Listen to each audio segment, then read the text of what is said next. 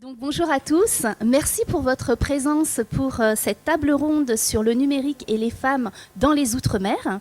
Alors, ça sera un format assez particulier aujourd'hui, donc nous sommes deux sur cette table et puis deux personnes qui sont en ligne avec nous.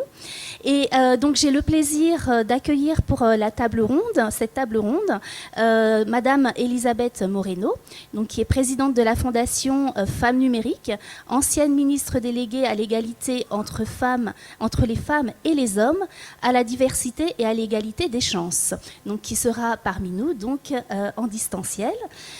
Puis sur la table à côté de moi, j'ai le plaisir d'accueillir Madame Sylvie Guillery, directrice de la direction régionale aux droits des femmes et à l'égalité à La Réunion. Et en distanciel, nous avons Madame Héloïse Favenec-Bécaud, donc ancienne directrice de cabinet et chargée donc de mission de la coordination interministérielle contre les violences faites aux femmes en Outre-mer, au ministère de l'Intérieur et des Outre-mer. Donc, mesdames, bienvenue.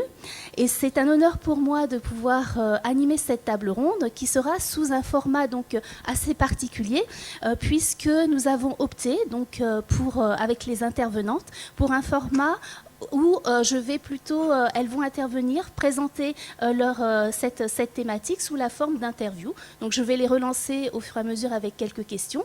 Et puis au bout de la première intervention, vous pourrez intervenir de manière à ce qu'on puisse aussi avoir de l'interaction avec la salle. Et puis c'est aussi la demande en fait des intervenants pour que elles aussi, elles ont envie de vous entendre sur le sujet que nous allons pouvoir développer ensemble. Donc je ne vais pas être plus longue parce que le temps court et donc ce n'est pas moi qu'on veut entendre sur ce sujet. Et donc on a aussi ce même format. Alors ça va être un peu, je vais surveiller la montre pour que chacune puisse intervenir dans ce débat, cette forme d'interview, 15 minutes et ensuite un échange 10 minutes avec la salle. Donc nous allons commencer par Madame Moreno. Donc Madame Moreno, pour commencer sur cette table ronde, vous avez effectivement eu différentes fonctions qui vous ont permis d'avoir une vision nationale et aussi régionale sur les questions du numérique et des femmes dans les Outre-mer. Et quelles sont les problématiques en fait que pose le numérique sur les questions de l'égalité homme-femme sous l'angle des territoires? Eh bien, permettez-moi tout d'abord, Madame Noël, de vous remercier pour votre invitation ainsi que toute l'organisation. Je suis ravie, même si je suis à distance et que j'aurais préféré être avec vous sur place, parce que Dieu sait que j'ai beaucoup d'amis sur les territoires ultramarins et puis le sujet que vous abordez aujourd'hui est extrêmement important. Vous l'avez dit, j'ai eu des responsabilités au niveau national sur la question de l'égalité entre les femmes et les hommes, mais je vais surtout vous parler de mon expérience en tant que personne qui a évolué pendant 20 ans dans le monde du numérique, puisque j'ai dirigé des grands groupes internationaux, à la fois européens, américains, chinois, français, et donc par conséquent, j'ai une vision à la fois pratique de ce que j'ai pu expérimenter en tant que femme dans un milieu qui est largement dominé par la gente masculine, mais j'ai aussi la chance de travailler au niveau international. Et le premier constat que je peux vous faire, c'est que malheureusement, partout dans le monde aujourd'hui, alors que le numérique est un secteur qui crée énormément d'emplois, c'est un secteur qui est en train de transformer nos vies, que ce soit la manière dont on communique, la manière dont on s'informe, la manière dont on travaille, la manière dont on étudie, eh bien, le moins qu'on puisse dire, c'est que nous manquons cruellement de femmes dans ce domaine, tout simplement parce que les jeunes filles ne vont pas étudier dans le secteur des STEM, les sciences, les technologies, l'ingénierie et les mathématiques, et donc de manière assez évidente, quand elles arrivent dans le monde du travail, elles sont trop peu nombreuses. Et je trouve que c'est un sujet important et grave, parce que si on part du principe qu'un métier sur 3 qui sera créé dans les 5 prochaines années aura une composante numérique et que les jeunes filles ne s'y intéressent pas, eh bien, ça veut dire qu'elles vont être de plus en plus éloignées des métiers qui payent bien, des métiers d'avenir, des métiers qui transforment le secteur de la santé ou de l'éducation ou même de l'architecture, de la culture. Et donc, ça veut dire que là où moi, je pensais qu'il y a 20 ans, le numérique permettrait de réduire les inégalités entre les femmes et les hommes, eh bien, aujourd'hui, elle est en train de les creuser. Et ce que je voudrais vous dire par rapport aux territoires ultramarins, c'est que les difficultés auxquelles les jeunes filles et les femmes sont confrontées dans les territoires ultramarins ne sont pas bien différents de ceux que les femmes peuvent rencontrer en métropole ou dans l'Hexagone. Ce sont les mêmes, mais elles sont multipliées par 2 du fait de la distance. Et je vais vous en nommer quelques-unes. Par exemple, l'accès aux infrastructures. Eh bien, dans certaines zones des territoires ultramarins, comme la Guyane ou Mayotte, par exemple, eh bien, le taux de couverture Internet au débit reste inférieur à 50%, alors qu'en métropole, il atteint les 95%. Et évidemment, ce manque d'infrastructures affecte la capacité des femmes à se former et à entreprendre dans le numérique. Et si vous prenez les zones rurales, par exemple, des territoires même en métropole, eh bien, il y a cette même fracture numérique qui est liée aux problèmes d'infrastructure. Je peux aussi vous parler de la question de l'éducation et de la formation. Il y a une étude qui est sortie en 2018 dans les territoires ultramarins tels que la Réunion, qui disait que seulement 20% des étudiants allaient vers les filières des sciences, des technologies, de l'ingénierie et des mathématiques. Eh bien, ces 20%, ce sont les femmes. Et en comparaison, ce chiffre atteint environ 30% en métropole. Et cela reflète encore le défi de l'orientation genrée et du manque de sensibilisation au métier du numérique chez les jeunes filles. Et peut-être que je vais finir par ce dernier point avant de vous rendre la parole, Madame Noël. Parlons de la représentation dans les métiers du numérique. Hier, justement, j'étais avec la Chambre de commerce et d'industrie de Paris et nous parlions de la manière dont les métiers sont genrés, qui fait que nous considérons encore en 2024, vous avez 83% des gens que vous interrogez qui vont vous dire que oui, il y a des métiers qui sont faits pour les filles, pour les femmes, et il y a des métiers qui sont faits pour les hommes. Et malheureusement, on considère que les métiers du numérique sont davantage des métiers destinés aux hommes, alors qu'il y a un siècle, eh bien, l'une des premières femmes qui a codé, l'une des premières personnes qui a codé, c'était une femme qui s'appelait Ada Lovelace, et ce n'est que 100 ans plus tard que Alan Turing a rendu l'informatique à la mode, entre guillemets. Donc, c'est vous dire combien le genre pèse encore sur les métiers. Et il y a une étude qui a été menée par Pôle emploi en 2019 qui disait qu'en Martinique et en Guadeloupe, par exemple, les femmes représentent moins de 15% des effectifs dans les métiers du numérique, alors qu'en métropole, eh ben, même si ce chiffre est bas parce qu'il n'atteint que 27%, eh bien, il est quand même plus important. Et ce faible taux de représentation s'explique par les barrières à l'entrée telles que les stéréotypes de genre, le manque de modèles, de rôle modèle, parce qu'il y a plein de femmes qui réussissent dans ce secteur, mais malheureusement, elles sont encore trop peu visibles pour inspirer d'autres jeunes femmes à les rejoindre. Donc vous parlez ici de stéréotypes de genre que vous avez pu effectivement noter déjà dans le secteur de la formation, le secteur du professionnel, mais d'un point de vue en fait territorial, ces stéréotypes de genre, est-ce que vous avez pu les notifier en national comme sur les territoires d'outre-mer et finalement quelles sont les politiques qui ont été menées justement pour éviter ou pour ces écarts selon les représentations culturelles que l'on peut peut-être avoir sur les différents territoires? Mais écoutez, vous savez, moi je suis une Ilienne, je suis née sur une île et je sais combien les stéréotypes et les préjugés peuvent être beaucoup plus prégnants dans certains endroits que d'autres. Maintenant, il ne faut pas croire, il y a quelque chose moi qui me préoccupe au plus haut point. On peut se poser la question de savoir comment des pays moins développés que la France peuvent avoir aujourd'hui des jeunes femmes qui sont beaucoup plus enclines à aller vers les métiers du numérique que d'autres. Et je pense notamment à la Tunisie, dans lequel il n'y a pas de difficulté de formation des jeunes femmes. Donc, ce qui me fait penser que c'est souvent une question de volonté, de politique publique et du travail associatif qui est mené. Je pense notamment, je crois que c'est à La Réunion, il y a des associations comme Digital Réunion, qui met en place des programmes de formation au numérique pour les femmes. Et il y a beaucoup d'événements qui ont été faits pour les femmes notamment, pour les encourager à s'engager dans ce secteur. Et je connais aussi une association qui s'appelle Femmes Digitales Outre-mer, qui présente dans plusieurs territoires ultramarins et qui œuvre pour créer des réseaux de soutien, des ateliers de formation ou alors des plateformes de visibilité pour les femmes dans la tech.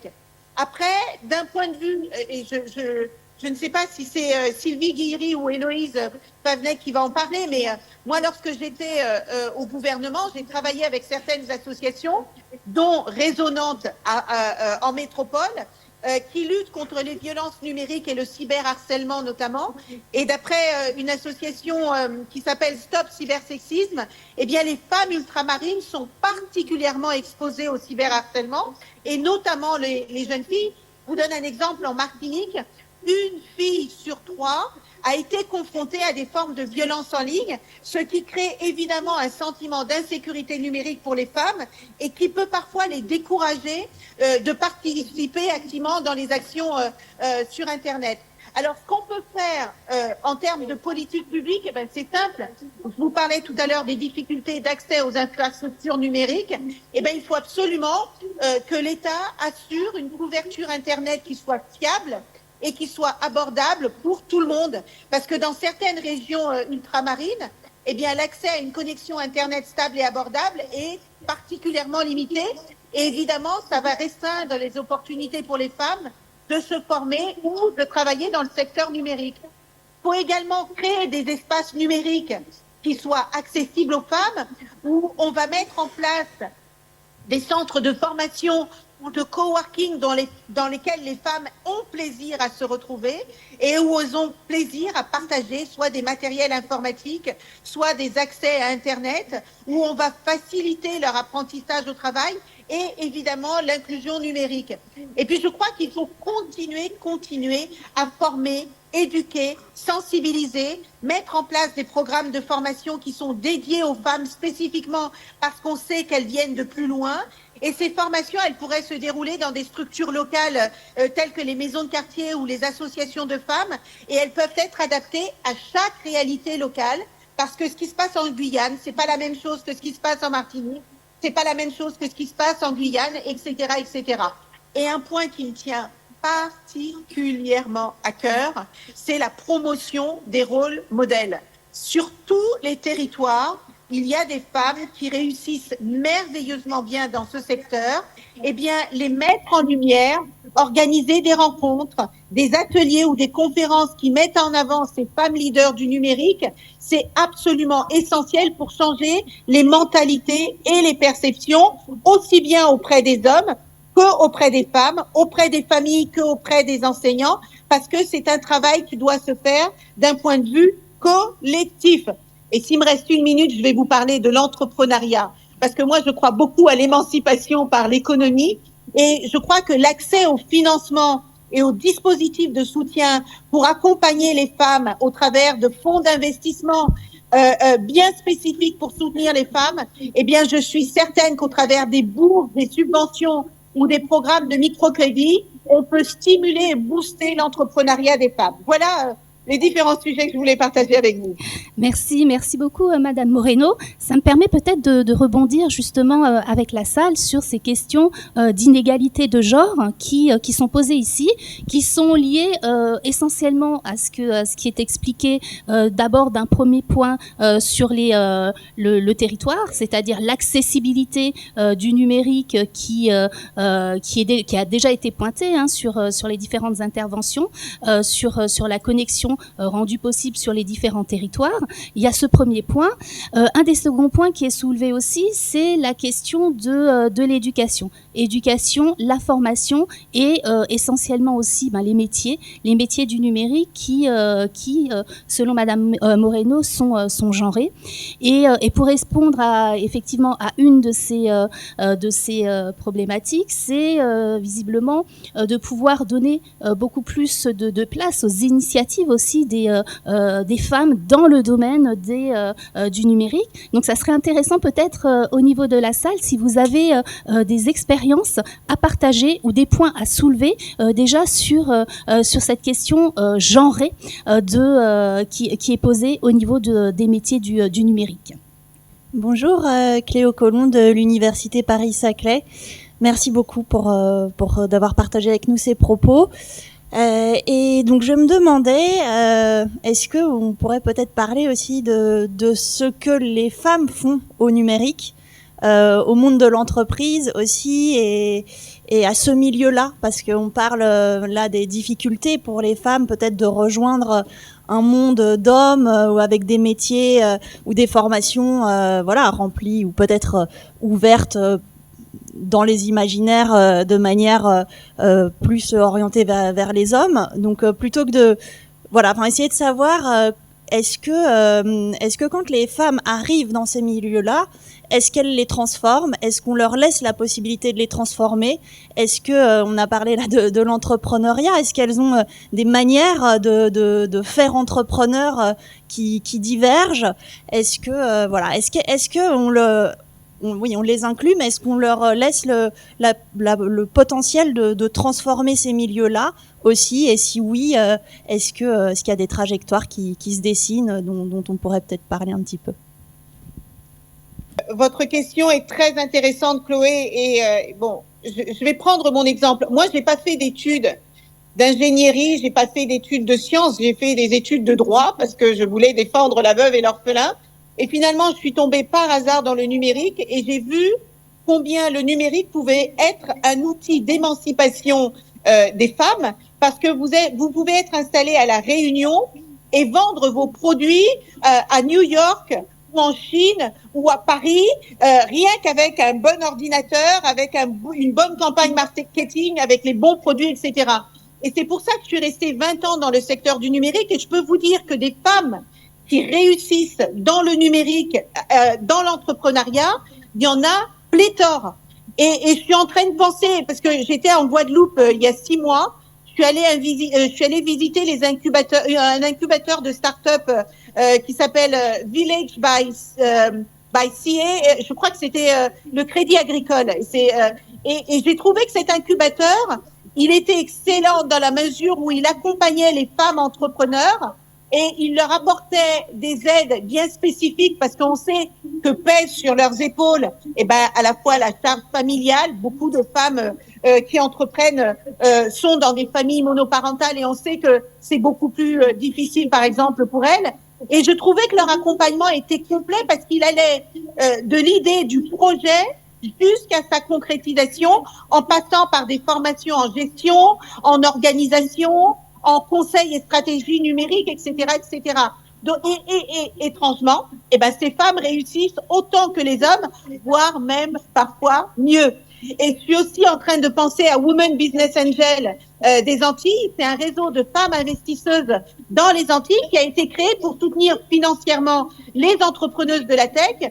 Et il permet en fait de faire émerger des modèles de réussite féminin dans le numérique et de garantir un accès au capital, parce que vous savez que vous pouvez avoir la meilleure idée du monde. Si vous ne trouvez pas le financement, vous pouvez pas le faire émerger. Et je ne sais pas si vous le savez, mais il n'y a que 2% des fonds d'investissement privés qui se tournent vers les entreprises créées par des femmes. Et ça, c'est en métropole. Alors imaginez sur les territoires ultramarins combien c'est encore plus difficile, parce que vous êtes plus loin de tout ça. Donc moi, je crois profondément à l'entrepreneuriat des femmes. Je crois que c'est un outil d'émancipation extrêmement important. Je crois que plus les femmes auront accès à la possibilité d'entreprendre, parce que c'est pas qu'elles ne veulent pas entreprendre, c'est que c'est beaucoup plus difficile pour elles, eh bien, plus la société en bénéficiera, parce qu'une femme qui réussit dans son entreprise, elle le réinvestit dans ses enfants, elle le réinvestit dans sa communauté, elle le réinvestit dans son pays, et tout le monde y gagne. Je pense que Madame Guillory, vous vouliez intervenir. Oui, je voulais intervenir pour, je complète le propos de Madame Moreno. Finalement, le secteur du numérique, il échappe pas aux stéréotypes de genre de tout autre secteur, avec les murs de verre et les plafonds de verre. L'année dernière, on avait organisé à l'occasion du 8 mars une action autour du mentorat avec Digital Réunion. Et il y a eu énormément de témoignages de femmes entrepreneuses qui nous racontaient un peu leur parcours à la fois d'études et finalement d'insertion, d'arrivée dans le monde du numérique, où elles ont joué des coups très clairement. Et même aujourd'hui, des femmes établies, chefs d'entreprise dans ce secteur, à La Réunion, nous disaient, mais finalement, à chaque fois que je vais vers de nouveaux clients, etc., je dois à chaque fois, voilà, des femmes qui ont plus de 15 ans d'expérience professionnelle, démontrer à nouveau que je suis compétente, donc ce qu'elles font, donc c'est une charge supplémentaire, bien évidemment, mais elles arrivent tout à fait à faire la démonstration de leurs compétences, et après, les choses se déroulent normalement. Mais quand même, il y a toujours effectivement, et tous les témoignages étaient extrêmement convergents, de jeunes femmes arrivant dans ce monde très genré en effet, mais il faut être voilà, un peu culotté, mais finalement, voilà, c'est d'une manière générale la vie des femmes dans le monde professionnel. Voilà, ça n'a rien finalement c'est peut-être encore plus dur dans ce secteur, mais voilà, c'est pour ça qu'il faut y travailler, y compris en termes de politique publique, on y reviendra bien évidemment. Il y avait une autre question, oui. Oui, bonjour, Olivier Bénard. Je voulais déjà remercier Madame Moreno pour son intervention. On remarque, nous, aussi une autre problématique qu'on a dans les îles. Le stéréotype de genre se superpose avec un stéréotype ethnique. On remarque aujourd'hui que dans les cadres dirigeants déjà réunionnaises et réunionnais, on est à 30-36% sur le territoire Réunion, quand en Martinique, Guadeloupe, on dépasse allègrement les 50%. On voit que notre présence au poste de direction est plus rare. Est-ce que sur ces problématiques, on a l'égalité homme-femme, mais aussi l'égalité sur les discriminations? Est-ce que vous intervenez? Et pour éclairer un peu aussi sur la promotion des rôles modèles, on a France Travail et la région Réunion qui récemment ont lancé My Job Glasses pour pouvoir faire du mentorat et discuter. On a aussi Article 1 qui intervient sur le territoire, et j'invite tout le monde à s'inscrire à l'association pour aller voir les classes et promouvoir le rôle de chacun au sein des lycées et collèges qu'on a à La Réunion. On a Mimesis aussi qui intervient. Et bientôt, on aura la chance, grâce à nos amis qui sont de Digital Réunion et aussi de Numéum, d'avoir le Tour de France qui va passer chez nous pour le numérique, avec la présidente qui viendra nous faire l'honneur de sa présence pendant toute une semaine pour échanger d'ailleurs, et qui pourra nous présenter ce rôle modèle qu'elle véhicule aujourd'hui, Madame Véronique Turner. Donc, sur le côté incubateur, on a aussi des incubateurs régionaux qui pourraient aider aussi peut-être d'autres DOM orientés sur plutôt le féminin. Donc on a Bilab qui travaille très bien aussi en local. Ça peut être intéressant aussi de s'interfacer avec eux pour discuter de ces sujets.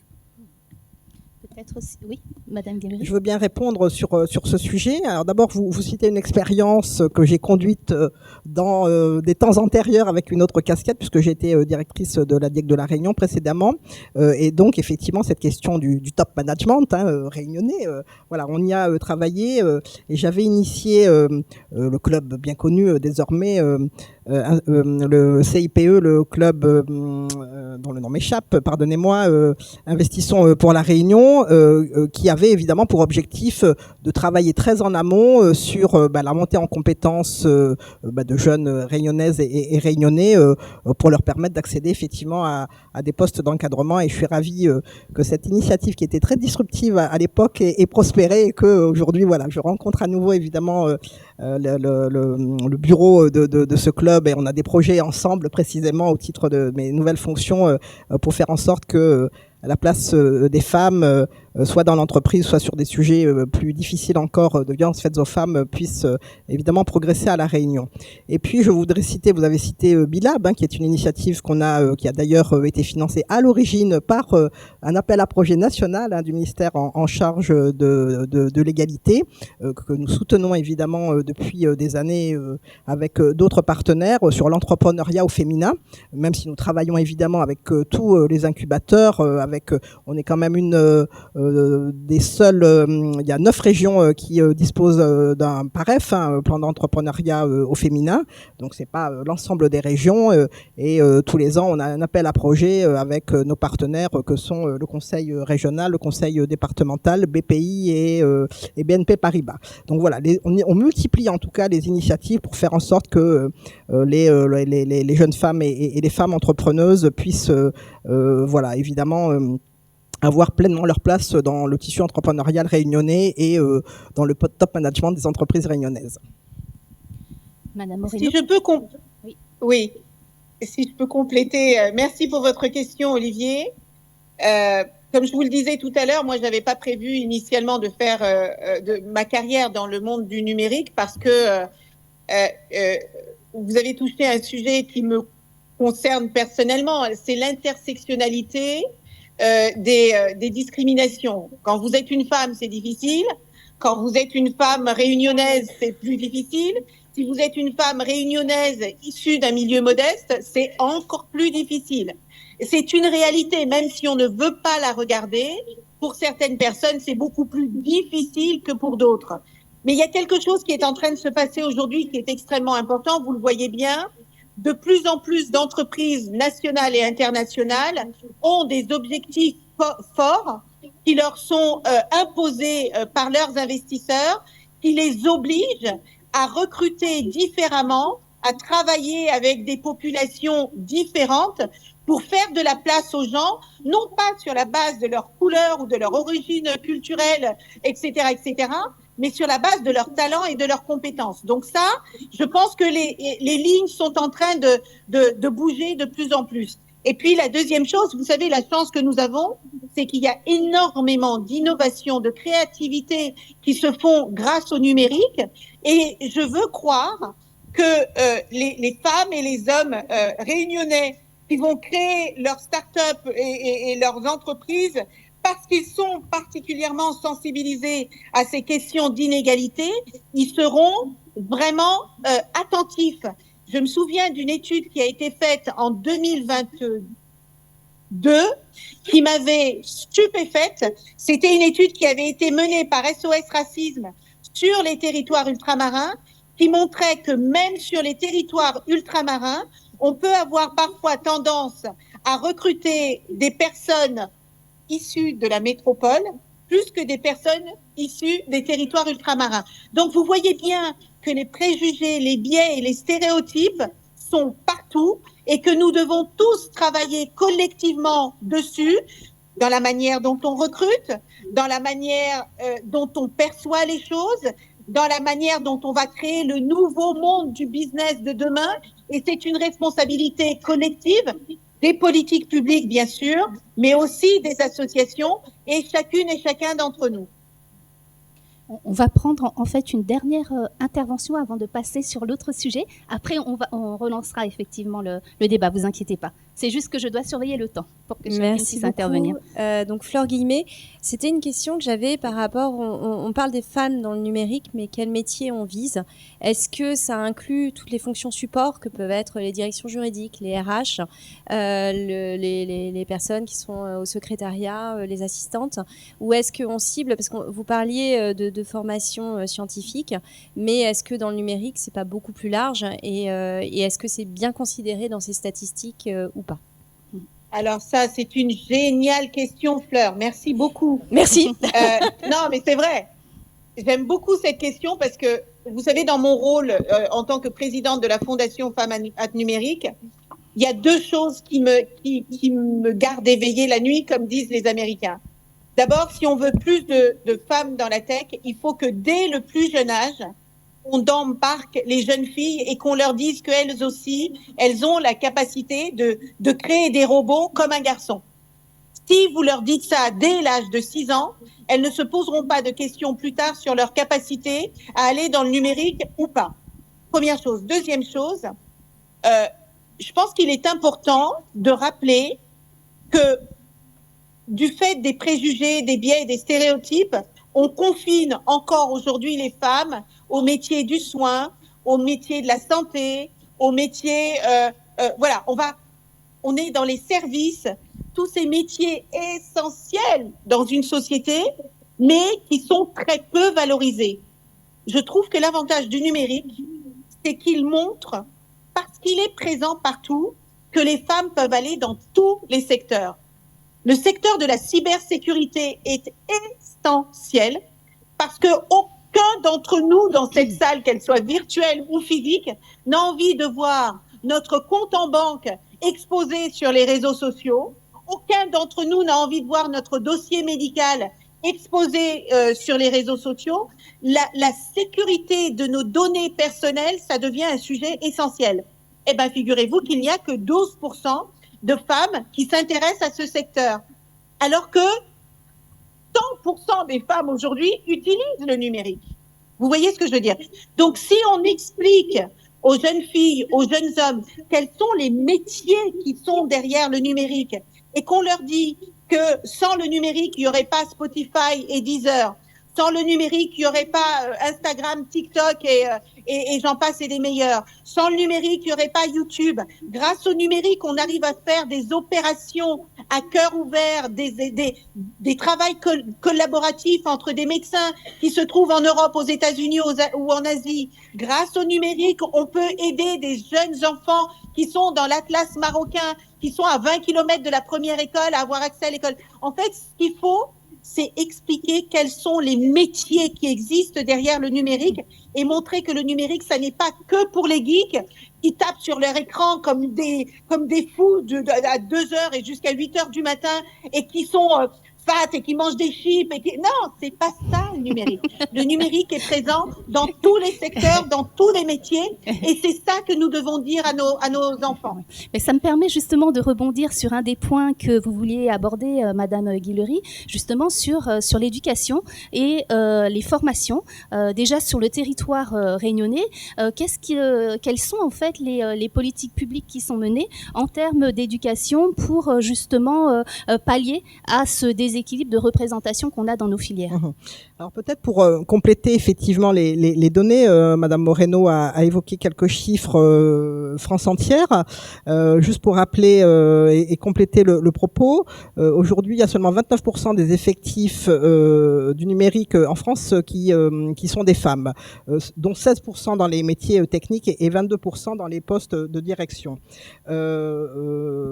Lorsqu'on fait une étude de genre sur les formations, alors sur les derniers chiffres disponibles, France entière, les femmes représentaient 31% des inscrites dans les formations scientifiques, dont 23% en informatique.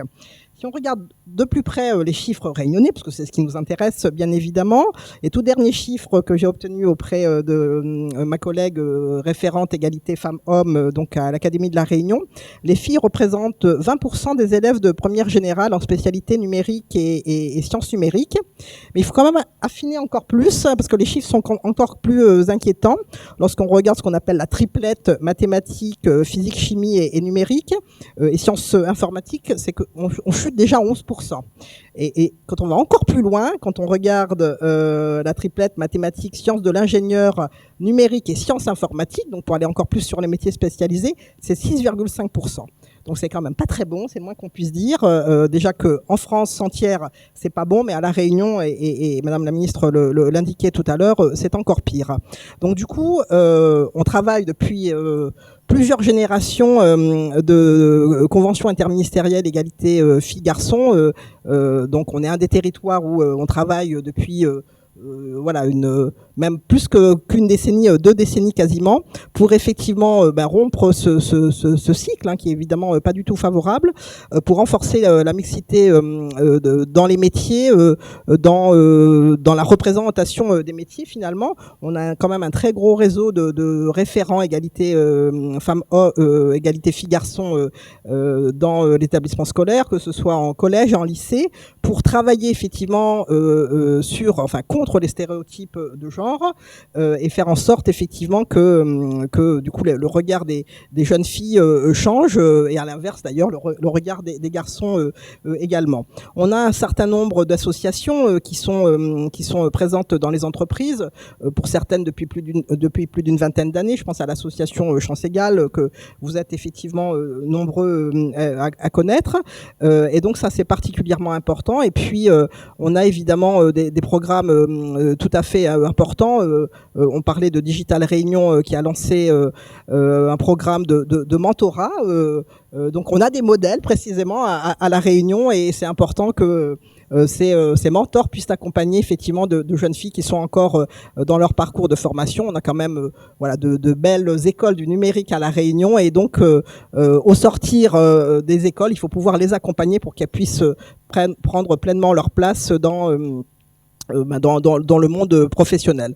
Voilà ce que je pouvais dire. Et puis ici, on a une dernière association qui est tout à fait importante, avec laquelle on travaille depuis cette année. On a signé avec le recteur de l'Académie de la Réunion une convention avec l'association Capital Filles, qui n'était pas présente à la Réunion et qui du coup s'installe en 2024 à la Réunion pour là aussi faire du mentorat finalement dès le plus jeune âge, hein, dans les lycées à partir de la seconde, pour travailler sur des contenus concrets et interactifs sur les métiers d'avenir, sur l'orientation et sur l'égalité femmes-hommes au travail. Donc il y a vraiment des temps d'échange dans les établissements scolaires. On a testé le produit, si je puis dire, parce que on l'a fait venir à la Réunion, et vraiment on a on l'a fait particulièrement dans les quartiers politiques de la ville, hein, puisque, comme le disait Madame Moreno, des fois, effectivement, les publics effectivement plus en difficulté, qui sont doublement, voire triplement exposés à des difficultés, et donc ça fonctionne très bien. Et du coup, là où finalement dans les représentations, les jeunes filles avaient une représentation étroite des métiers auxquels on pouvait accéder, on ouvre le champ des possibles, comme on dit, et je crois que c'est particulièrement important, en particulier dans les quartiers politiques de la ville, mais aussi dans les hauts de l'île, où forcément les schémas qu'elles peuvent avoir autour d'elles n'ouvrent pas forcément des perspectives, et en tout cas on s'y emploie avec effectivement de nombreux acteurs associatifs, mais aussi avec les branches professionnelles, etc., les OPCO également, qui sont évidemment des vecteurs importants pour changer un peu les mentalités. Donc en fait, c'est vrai qu'il y a ce que vous avez indiqué, hein, changer les mentalités, c'est aussi une question d'éducation, et il y a en fait une menace qui apparaît véritablement en termes d'éducation, c'est la représentation aussi sur le contenu que l'on a genré qui est diffusé sur les réseaux sociaux, et c'est un des aspects sur lequel vous vouliez effectivement insister aujourd'hui, parce que ça apparaît autant ces inégalités que l'on a au niveau de la représentation au niveau des métiers, ça a aussi des conséquences sur le contenu, la production de contenu que l'on peut avoir sur les réseaux. Oui, tout à fait. On a parlé évidemment beaucoup d'opportunités, et vraiment il faut savoir positiver les choses. Mais c'était important au cours de cette table ronde qu'on intervienne effectivement sur les menaces liées au numérique, parce qu'elles existent, vues par le prisme du genre. Et je voulais citer les travaux du Haut Conseil à l'égalité entre les femmes et les hommes, qui a fait paraître un rapport sur le numérique, un rapport qui est récent, qui date de novembre 2023. Je voudrais vous en citer quelques extraits dans le texte, puisque je rapporte évidemment les propos d'un haut conseil. Un monde fait par et pour les hommes. Ainsi peut-on résumer le secteur numérique qui a tendance à invisibiliser, caricaturer, agresser et exclure les femmes. Dans le contenu, leur image est déplorable. Dans la filière, leur présence est encore trop minoritaire malgré les efforts déployés par les entreprises. une situation d'autant plus préoccupante que ce secteur d'avenir est évidemment essentiel à nos sociétés. Il fournit des emplois qualifiés à la nouvelle génération et des modèles de comportement en influence sur les mentalités. Le contenu et les contenants s'articulent dans un système autogène qui entretient et développe, via les algorithmes, le cercle vicieux du sexisme et de ses conséquences. Femme quasi absente de tout un pan de l'économie du futur, assignée à un rôle, soumise en particulier dans les contenus à une violence banalisée et à peine masquée. Et le Haut Conseil développe son analyse en ayant analysé à peu près une centaine de contenus sur YouTube, TikTok et Instagram. Sur Instagram, dit le Conseil, 68% des contenus propagent des stéréotypes de genre, 27% des propos à caractère sexuel, 22% des propos à caractère sexiste. Je pourrais développer sur TikTok par exemple, 61% des vidéos représentent des comportements stéréotypés masculins, 42% des séquences d'humour et de divertissement contenant des représentations dégradantes de la femme. Et du coup, je voudrais illustrer ce que nous sommes en train de travailler à La Réunion sur les conséquences que peuvent avoir effectivement l'usage des réseaux sociaux par rapport à la question de la prostitution, puisqu'on se rend compte que à travers les usages numériques, les formes de prostitution sont en train évidemment d'évoluer. Et donc, ce qu'on appelait la prostitution de rue est de moins en moins importante, moins visible, bien évidemment. Et en revanche, la prostitution indoor, la prostitution numérique, est en train de se développer, en particulier chez les très jeunes générations, y compris chez les mineurs. Et du coup, ça nous oblige à changer de paradigme en matière effectivement de politique publique et de faire ce qu'on appelle des maraudes numériques, très clairement, pour dire les choses, et donc de revoir complètement notre politique publique sur le territoire. Le préfet présidera dans quelques jours une commission départementale de lutte contre la prostitution. Je vais juste vous donner un chiffre. Les travaux que nous avons faits en consultant les sites, bien évidemment, les réseaux sociaux, sur une journée, on a repéré à La Réunion 9400 annonces sur des sites internet, bien connus de tous, dont 1160 annonces avec le titre explicite d'escorte. Ça, c'est le plus visible. Mais retenez ce chiffre, sur un jour à La Réunion, lorsque vous consultez effectivement des sites spécialisés ou pas d'ailleurs, il y a 10 000 annonces par jour autour effectivement de nouvelles formes de prostitution. Je vais pas détailler le sujet, c'est pas l'objet. Donc du coup, ça pose la question de la régulation des contenus numériques et des comportements évidemment des internautes. Donc c'est un vrai enjeu sociétal aussi que de voir effectivement les usages et du coup les menaces que représente aussi le numérique et comment effectivement nos politiques publiques doivent très clairement évoluer. Merci Madame Guilry. Peut-être des interventions de la salle sur justement cette question. Alors oui, vous avez... Excusez-moi, il y a une personne qui voudrait intervenir. Merci. Bonjour à toutes et à tous. Anaïs Seri, femme réunionnaise d'un milieu modeste, entrepreneur, directrice générale de Digital Réunion et aussi coprésidente de l'association Intelligence Artificielle Réunion. Je voudrais intervenir sur 3 points et je vous remercie toutes, et notamment Madame Guilhéry, pour tout ce que vous faites pour notre territoire. Le premier point, c'est que nous devons tous prendre conscience, pour que les choses évoluent, de nos propres biais. Tout simplement, l'éducation, un ou une enfant au CP, les filles sont beaucoup moins sollicitées sur les questions mathématiques, scientifiques, etc. que les garçons. Donc déjà, on commence à créer un biais dès l'âge de 6 ans. Et ça se renforce au fil du temps.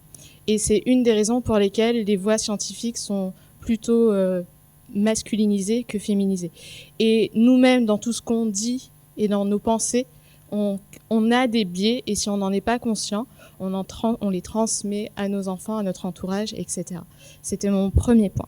Mon deuxième point, c'est que en tant que directrice générale de Digital Réunion, je suis heureuse, d'autant plus qu'ils sont dans cette salle, il y a des hommes autour de moi et ils m'ont accueilli à bras ouverts. Ils ne m'ont pas challengée. J'ai pas encore eu à leur montrer en tout cas au sein de Digital pour mes adhérents, que il fallait que j'en fasse 2 fois plus pour avoir moitié moi. Donc je tiens à les remercier et les mentalités sont en train de changer. Ça prend du temps, mais je tenais quand même à mettre ce message d'espoir. Et le troisième point, c'est en effet sur la question de ces données, de ces algorithmes ou encore d'intelligence artificielle. Si vous utilisez des modèles notamment de génération d'images, vous verrez très rapidement les biais hommes-femmes.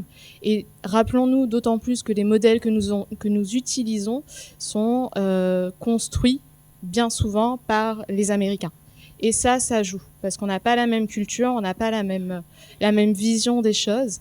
Et là où je voudrais venir, c'est l'importance de la diversité dans le numérique, parce que justement, plus on reste entre soi, plus on crée quelque chose qui nous ressemble nous et qui ne permet pas aux autres de s'inclure. Et quelque chose de très basique, si j'en reviens à mes générateurs d'images, si vous demandez une personne aux cheveux bouclés, vous voyez, j'ai des cheveux bouclés, et en fait, ils sont aussi un peu frisés. Ils sont pas parfaits, etc. Et ça aussi, il faut en avoir conscience, c'est que tous ces nouveaux modèles de génération d'images, notamment, sont en train de biaiser la vision qu'on peut avoir de soi-même, et notamment nous, en tant que femmes. Merci beaucoup. Peut-être, Madame Favenette-Bécaud, vous pouvez peut-être intervenir parce que vous avez beaucoup travaillé justement sur les représentations et les genrées, sur les violences, enfin en conséquence aussi par rapport aux violences que cela peut générer sur les violences de genre. Est-ce que, en réponse à l'intervention de la personne, est-ce que vous avez peut-être des éléments à rajouter sur la représentation justement des IA que l'on peut avoir voilà, sur le genre en fait. Bonjour à tous, merci pour ce colloque, merci pour les différentes interventions. Tout d'abord pour resituer ma mission, j'ai été directrice de cabinet et chargée de mission au sein de la mission interministérielle de lutte contre les violences faites aux femmes en Outre-mer, dont la coordonnatrice était Justine Bénin et qui a eu lieu entre septembre 2023 et juin 2024. Effectivement, nous avons eu donc à regarder comment organiser la lutte contre les violences faites aux femmes en Outre-mer, à la fois sur l'espace physique, l'espace réel, et également l'espace virtuel et l'espace numérique. Nous avons pu remarquer effectivement dans l'espace numérique qu'il y avait une sorte de banalisation de la mise en scène du corps des femmes. Il y avait des images qui circulaient en tous les cas, des images très genrées, qui faisaient que l'espace numérique véhicule une image dégradante du corps des femmes. Et le vrai danger, c'est que cette image, elle est véhiculée par des stéréotypes qui sont dans le monde physique et qui pénètrent dans le monde réel, mais elles sont aussi parfois véhiculées par les femmes elles-mêmes. Vous parliez tout à l'heure des cheveux frisés. Effectivement, vous disiez les vôtres sont frisés, légèrement bouclés par parfait. Eh bien, nous avons des images qui circulent et nous avons envie de ressembler à cette femme qui a des cheveux parfaitement bouclés. Et nous allons, nous les femmes, dans l'image que nous allons véhiculer dans l'espace numérique, fausser cette image de nous, renvoyer une autre image de nous, et cette image va peu à peu se transformer en une image qui alimente des fantasmes souvent masculins, des fantasmes sexuels masculins, et qui contribue à différentes dérives, différents abus. En matière de dérive, eh bien, on peut citer la culture du viol, par exemple, qui est véhiculée sur l'espace numérique. Une culture du viol qui dégénère en violence dans l'espace numérique, mais également en violence dans l'espace physique. En matière de viol, par exemple, en zone de gendarmerie, l'an passé, à la Martinique, de mémoire, il y a eu 36 femmes majeures victimes de viol et 15 filles mineures victimes de viol. Et bien souvent, ces actes dans le monde physique sont alimentés par des stéréotypes de genre, par des images qui sont dans l'espace numérique. Parce qu'en fait, ce qu'il faut voir, c'est qu'il y a un continuum de violence, que les violences ne s'arrêtent pas il n'y a pas de paroi étanche entre les deux. Les deux sont liés.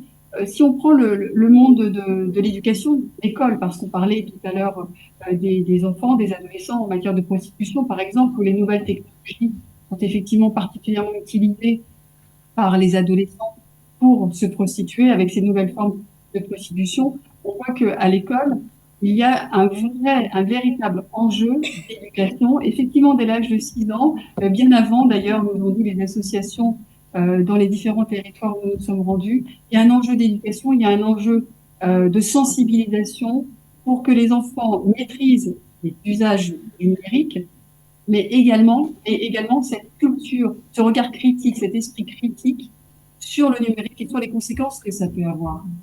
Nous avons pu constater qu'il y avait des situations de harcèlement dans les écoles qui se poursuivent à l'extérieur des établissements scolaires par le biais des outils du numérique. Donc les pouvoirs publics ont mis en place une véritable stratégie du numérique, et notamment une stratégie du numérique 2023-2027, qui vise à accentuer les compétences des élèves en matière de numérique, à leur donner ce sens critique et à leur permettre d'être autonomes avec les outils du numérique, tant dans leur parcours scolaire que dans leur quotidien, parce que le numérique prend de plus en plus d'importance dans notre quotidien. Il évolue très vite, il prend beaucoup de place, et finalement le numérique nous présente deux visages en quelque sorte.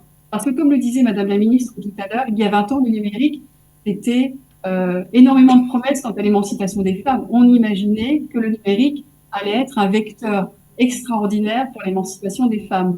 Or aujourd'hui, on voit la face cachée du numérique avec des abus, avec des dérives, avec des cyberviolences qui circulent entre le monde réel et le monde physique. Donc voilà ce que je peux dire en tous les cas rapidement sur l'espace numérique, sur les stéréotypes de genre qui circulent et les conséquences que cela peut avoir tant dans le monde réel que dans le monde virtuel. Et donc vous évoquez en fait ces cyberviolences, mais est-ce que vous considérez que effectivement il y a une prise en charge suffisante des politiques publiques par rapport aussi à cette problématique des territoires que vous avez aussi exposées chacune? Alors effectivement, ce que l'on peut voir, c'est que depuis plusieurs années, et singulièrement depuis 5 à 10 ans, il y a une accélération des politiques publiques en matière de lutte contre les cyberviolences. Et nous avons vu ces dernières années s'empiler, je dis s'empiler volontairement, un certain nombre de lois, de dispositions, de mesures pour lutter contre ces cyberviolences.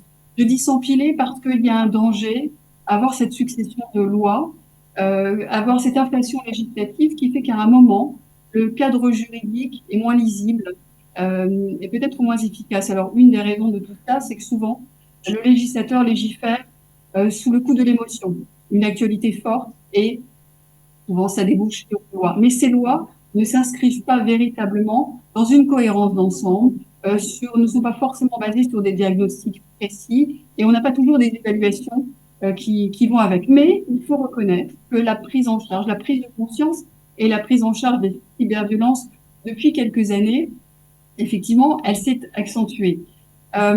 Simplement, il faut avoir à l'esprit, et on le disait, je crois, à un moment donné, que ce qui est valable dans l'Hexagone ne s'applique pas forcément de la même façon dans les territoires ultramarins, ne se duplique pas forcément de la même façon.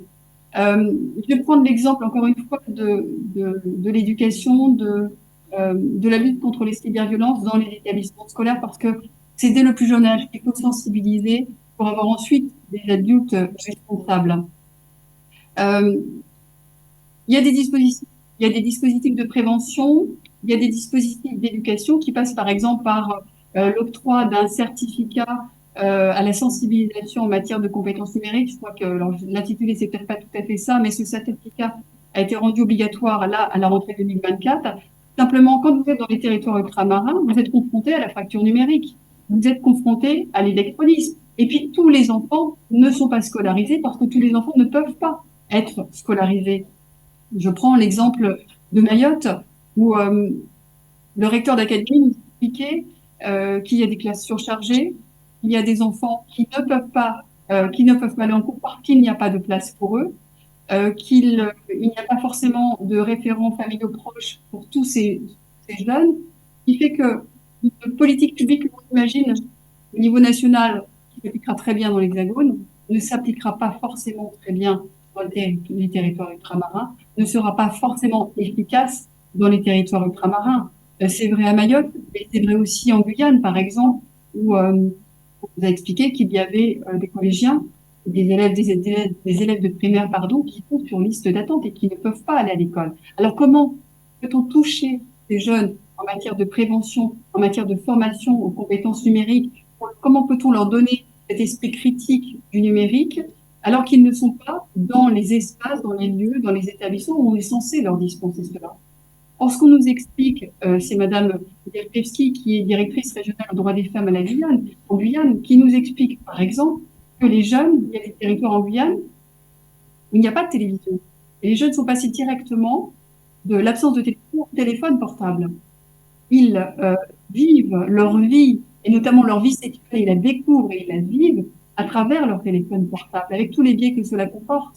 Et en face, ils ne sont pas forcément dans les établissements scolaires pour recevoir cet esprit critique qui leur permettra d'avoir de la distance, qui leur permettra de contrer ces stéréotypes qui circulent et qui font que parfois cela dégénère en violence, qui passe, comme je vous disais tout à l'heure, virtuel, mais aussi dans l'espace réel. Donc, on a beaucoup parlé en fait de violences qui sont de violences de genre qui peuvent circuler sur les réseaux. Mais est-ce que le numérique peut aussi devenir un allié pour lutter contre les violences de genre? Alors oui, c'est vrai que comme je le disais tout à l'heure, le numérique a deux visages. C'est un petit peu Dr Jekyll et Mr Hyde. Mais oui, il n'y a pas que des abus et des dérives. Il y a aussi le numérique qui favorise l'émergence de formidables opportunités d'émancipation pour les femmes, mais aussi des opportunités pour lutter contre les violences faites aux femmes. Tous les champs s'autosaisissent du numérique. Ça veut dire le monde judiciaire, les forces de sécurité, le monde associatif, le monde de l'éducation. Et puis, j'ai envie de dire, les internautes eux-mêmes. Comment le numérique peut devenir un atout dans cette lutte contre les violences. On l'a vu, par exemple, avec les hashtags, hashtag MeToo, hashtag Balance ton corps, qui ont permis de libérer la parole et qui ont permis aussi de secouer un peu les pouvoirs publics pour leur dire il se passe véritablement quelque chose, réagissez. Et cette mise sur la place publique numérique a entraîné des réactions et fait évoluer la législation. Pourquoi est-ce que le numérique est un atout par rapport à tout ça? C'est parce que tout va plus vite. Il n'y a pas de frontières géographiques, il n'y a pas de frontières temporelles. Donc l'information circule très très rapidement et quand les hashtags sont apparus, eh bien effectivement c'est devenu viral et ça a enclenché des réactions.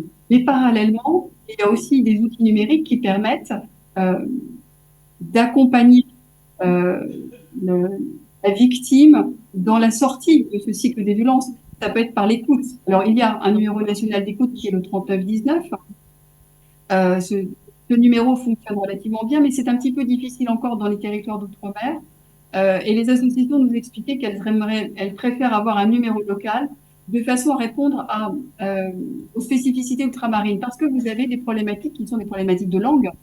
Il y a des victimes qui s'expriment en créole, le créole qui est la langue de l'émotion. Le créole, comme ça peut être effectivement le cas à La Réunion, comme ça peut être le cas dans d'autres territoires, en Guadeloupe par exemple. Il y a des territoires où il y a plus de 120 nationalités, c'est le cas à Saint-Martin. Donc vous avez des numéros qui ne sont pas en mesure de répondre à ces spécificités territoriales. Et puis il y a aussi parfois des difficultés en termes d'horaire. Alors le 3919 a surmonté cette difficulté en termes de flux d'horaire, mais vous avez un numéro pour les enfants, pour le cyberharcèlement, qui lui est accessible que de 9h à 23h. Donc dans certains territoires, ça n'est pas accessible aux horaires. Il y a d'autres outils du numérique qui peuvent aider dans la lutte contre les violences faites aux femmes. Il y a des applications comme Mémo de vie, des applications comme Appel, des applications comme The Sorority, qui est une communauté numérique d'entraide, pour l'instant exclusivement réservée aux femmes, et qui est une application qui a permis, par exemple, dans le cas du décès de la jeune Philippine à Paris, dernièrement, et qui a permis de retrouver son corps grâce à un avis de recherche lancé sur cette communauté. Donc oui, il y a des applications, il y a des numéros qui permettent de dire il se passe quelque chose, est-ce que c'est normal? Bon, ça n'est pas normal, et je fais comment pour m'en sortir? Et puis vous avez les forces de sécurité qui ont aussi accès au numérique. Il y a la plateforme nationale d'aide aux victimes, et la police nationale dans les territoires d'outre-mer récupère les déclarations qui sont faites sur cette plateforme et qui concernent leur territoire pour ensuite assurer un suivi des victimes. Mais il y a également le monde judiciaire avec le ministère de la Justice qui a engagé un grand plan de transformation numérique pour accélérer les procédures pénales, pour les rendre plus simples, pour permettre plus de transversalité. Donc vous voyez, toute la chaîne de prise en charge des violences va vers cette numérisation, va vers ces outils numériques pour mieux libérer la parole, mieux prendre en charge, mieux sanctionner, mais aussi mieux réinsérer les victimes, mais également prendre en charge les auteurs et assurer leur réinsertion pour qu'il n'y ait pas de récidive. Donc le numérique peut être un formidable atout dans la lutte contre les violences faites aux femmes, à condition qu'il soit perçu, pris dans sa globalité, c'est-à-dire que l'on intègre la prise en compte de la fracture numérique, la prise en compte de l'électronisme. Si on ne sait pas utiliser les outils numériques, comment peut-on s'en sortir? Et que l'on intègre les spécificités territoriales ultramarines. Merci beaucoup. On peut peut-être prendre des réactions ou des questions dans la salle. Oui. Il ne s'agit pas d'une question, mais je voudrais faire part d'une expérience de le prolongement de ce qui vient d'être dit. Nous, au CESEM à la Martinique, on a développé un outil qui fait quelque part du numérique, pour parler comme Aimé Césaire, une arme miraculeuse. Cet outil, on l'a appelé Harcelmap, et qui consiste à rendre visible le harcèlement de rue à partir d'une cartographie, d'une carte dynamique. Et donc, cette carte est alimentée par les expériences vécues par les femmes. Ça, c'est la première détente. Et puis, il y a une deuxième détente. C'est un espace de libération de la parole. On a voulu faire en sorte que la parole des victimes soit complètement déculpabilisée, qu'elle puisse être reçue pour ce qu'elles sont, des expériences, et pour en tirer des leçons. Alors, cet outil qui a été développé en partenariat, y compris avec la délégation à la Martinique, et avec l'ARS, etc., a été relayé par la mairie de Fort-de-France. Et actuellement, ça a donné lieu à la mise en place, dans l'espace urbain de Fort-de-France, à la mise en place de référents auxquels les femmes peuvent s'adresser au cas où elles sont agressées. Alors, bien évidemment, l'outil n'est pas parfait puisque ça reste limité à une petite échelle, à la conurbation urbaine Fort-de-France. Mais je crois que c'est un outil extrêmement intéressant, une expérience qui a été très très bien accueillie à la Martinique. Merci pour cet échange. Ah, vous Alors, avez une question? Ah, pardon. Pardonnez-moi, Madame Si vous Noël, voulez, si oui, je peux rebondir. Bien sûr, allez-y. Sur ce qui vient d'être dit par rapport à la Martinique et à la libération de la parole. On parlait tout à l'heure des outils du numérique qui peuvent aider dans cette lutte contre les violences faites aux femmes. Il y a un outil qui se met en place à la Martinique et qui est issu de l'association En Avant Toutes au niveau national, qui est le chat commentonsaime.fr. Pendant la Covid, l'Union des femmes a formé ses bénévoles pour répondre à ce chat. Aujourd'hui, En Avant Toutes souhaite se développer dans les territoires ultramarins, mais il y a une problématique de moyens financiers et de moyens humains. Et à la Martinique, l'Union des femmes se met à la disposition de ce chat commentonsaime.fr pour libérer la parole par l'écrit. Parce que vous avez des jeunes, et pas uniquement, mais ça s'adresse surtout à un public de jeunes, qui ne sont pas en mesure de oralement mettre des mots sur ce qu'ils vivent, de raconter, de dire et de s'informer. Et l'écrit est la solution pour eux. Donc le chat, commentonsaime.fr est une solution à destination des jeunes qui se met en place, notamment à la Martinique. Je sais qu'en Avant Tout aimerait développer un petit peu partout en Outre-mer. Bonjour, Elena Burglener, donc dirigeante de l'association Émergence OI qui œuvre dans la lutte contre la fracture numérique depuis 2006 et l'inclusion numérique à La Réunion sur le territoire un petit peu partout. J'ai plusieurs casquettes aussi. Déjà, j'ai beaucoup évolué dans le monde de la sensibilisation à la lutte contre les violences intrafamiliales par le biais de l'association Slam la Cour, par le biais d'ateliers d'écriture et d'oralité, et la création de clips vidéo qui sont disponibles d'ailleurs, la riposte des Rayonnaises sur YouTube. Et puis petit à petit, me voilà dans le monde du numérique à promouvoir des outils tels que les Fab Labs au service du territoire, donc avec la mutualisation d'outils tels que l'impression 3D, la broderie numérique. Un constat, c'est qu'on se rend compte que tant qu'on était sur des ateliers d'inclusion numérique, notamment post-Covid, pour les personnes très éloignées de l'emploi, dans nos sessions, nous avions à peu près 80% de femmes de plus de 45 ans, 50 ans. Et puis maintenant, quand on monte des programmes à destination de la jeunesse, force est de constater que c'est quand même très très difficile de mobiliser des jeunes filles. Les prescripteurs, on parlait de stéréotypes tout à l'heure, mais c'est vrai que systématiquement, ils nous envoient beaucoup de garçons.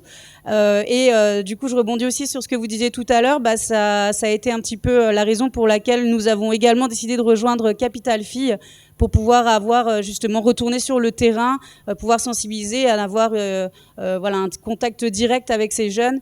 Mais je pense que c'est très important de continuer à sensibiliser les différents acteurs du territoire et notamment aussi les prescripteurs sur ce que sont les métiers du numérique qui peuvent parfois être un peu flous. Moi, je dis souvent le mot bizarre Fab Lab, impression 3D, l'intelligence artificielle.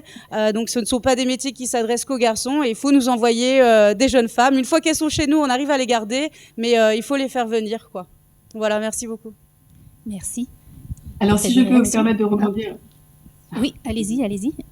Pardonnez-moi, vous parliez donc de la fracture numérique à l'instant et je vous ai pas parlé de ça tout à l'heure, mais la fracture numérique peut être une source de difficulté pour des dispositifs qui sont mis en place, la fracture numérique et les zones blanches, qui sont mis en place donc pour lutter contre les violences faites aux femmes. Et je pense au téléphone de grave danger, au bracelet anti-rapprochement, notamment au téléphone de grave danger, qui permet aux femmes victimes de violences d'alerter les secours lorsqu'elles sont en situation de danger. Alors, lorsque vous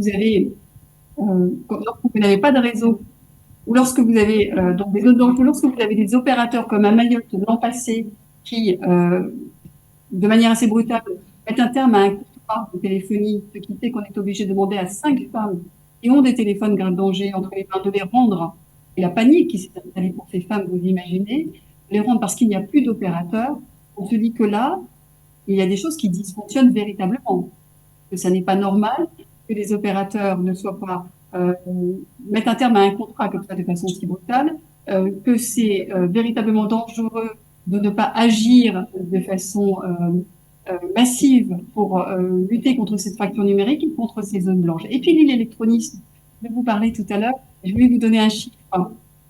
C'est que selon l'INSEE, une étude de l'INSEE en 2021, l'électronisme touchait 15,4% des personnes de moins de 15 ans en France, hors Mayotte, et plus d'une personne de 60 ans ou plus sur 3 était aussi en situation d'électronisme, avec une situation beaucoup plus critique en Outre-mer.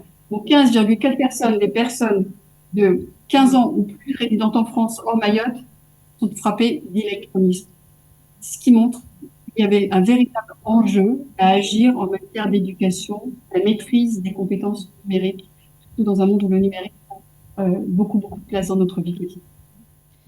Madame Guilry, vous vouliez... Juste un complément, parce que je rebondis sur les deux précédentes interventions. Du coup, ce qu'il faut privilégier et ce que fait la politique publique, c'est de renforcer encore les dispositifs d'aller vers, pour aller chercher les publics précisément. Merci de votre intervention et merci de votre engagement. J'ai bien noté, parce que je crois que c'est important. C'est ce qu'on appelle la politique du dernier kilomètre, malgré toutes évidemment les solutions numériques qui sont les bienvenues pour toucher le plus de personnes possible. Qu'il s'agisse effectivement de la politique de lutte et de prévention contre les violences faites aux femmes, mais aussi pour leur inclusion sociale et professionnelle.